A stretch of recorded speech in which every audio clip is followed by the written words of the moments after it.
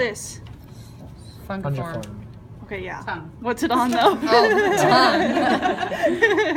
Okay, so the fungiform is on the tongue. They're the little like taste buds, right? And then we have these finger guys. What are these? Those are Fleotapagil. Yeah, let's I don't say them. What is it?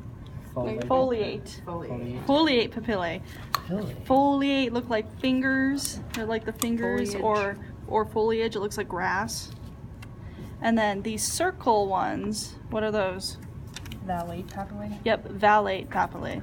So the valet takes your car around. They're the round ones. Alright, then this, what is this region here that we're looking at? Pharynx. Larynx. Oh. Pharynx is up here. Yeah, pharynx is up here. Pharynx would be up above, so this kind of cavity here is pharynx. Oh. In here it'd be larynx, this guy. So yeah, because your pharynx, then where my probe is the esophagus, because the esophagus runs dorsal to the trachea. So yeah, and here, what these cartilages are part of is the larynx. That's where the voice box is where air is going to come through and then go into the trach. So this cartilage here, triangle shaped one, what is that? Epiglottic cartilage. Yep, epiglottic cartilage. And then inside, if you look down through there, this cartilage on either side, that kind of makes the gates. You guys remember that one? Arytenoid cartilage, yep. So those come together and open and come together to let air pass through. And then you can see either side, so here and here my thumbs are the edges of this kind of boat-shaped cartilage, which is what? Thyroid. Yep, thyroid cartilage. It kind of cradles the other cartilage. And then underneath, so our thyroid cartilage, this is kind of the bottom of the boat here, and then there's a little soft spot here, and there's this kind of ring-shaped cartilage here. What is that? Cricoid. Yep, cricoid cartilage. That's kind of like the first ring of the trach, because you know the trach has all the little rings, so this one's a bigger ring. And that's all the cartilage. And so, oh, let me do the palate. And the Thank you. glands. Oh, that's right, thank you. So hard palate here has the ridges, it's hard. It's where the maxilla bone is. And their soft part here is just soft and fleshy. And then on either side, so on either side of the larynx, you have your thyroid glands. Where did the thyroid gland go? So here's one. So there's two thyroid glands. There's one on either side, and that's this kind of, I don't know, oval shaped gland here. It's got kind of a darker color.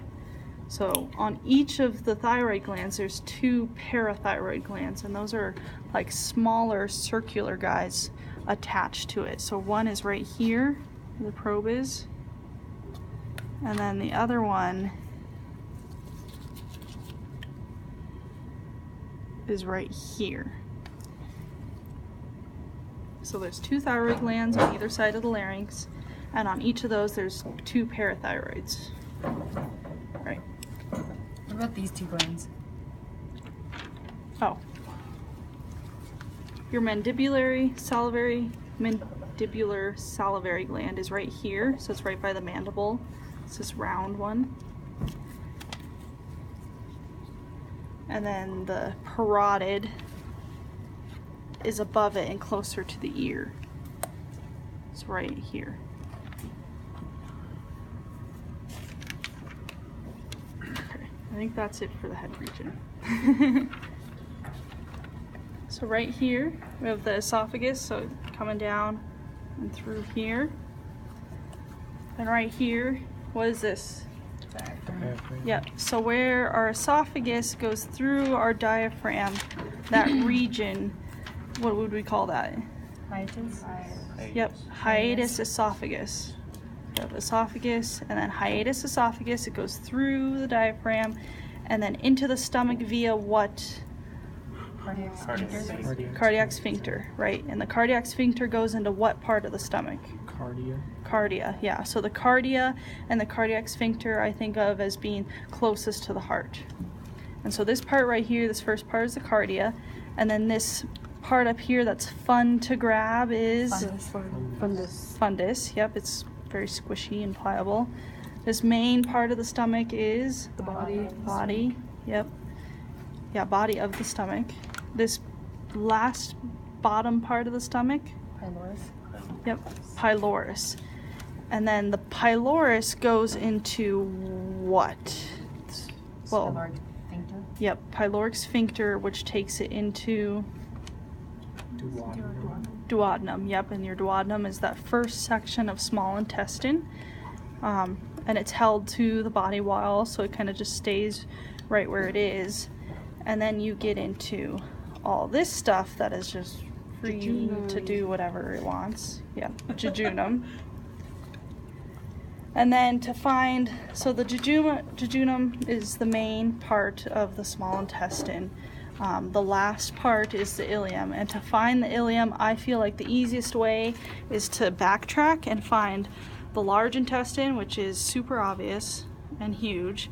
And so I come up the large intestine until I find this pocket here, which is called cecum. Yep.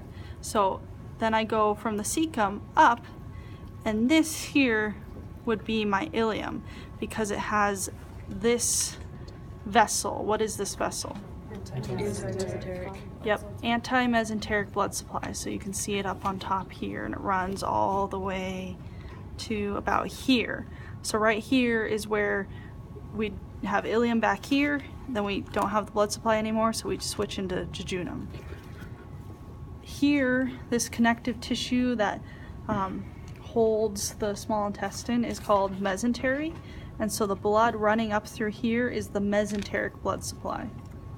So your mesenteric blood supply is in the mesentery. Your anti-mesenteric blood supply is on the opposite side. That's why it's called anti. So, ileum. So back to the cecum.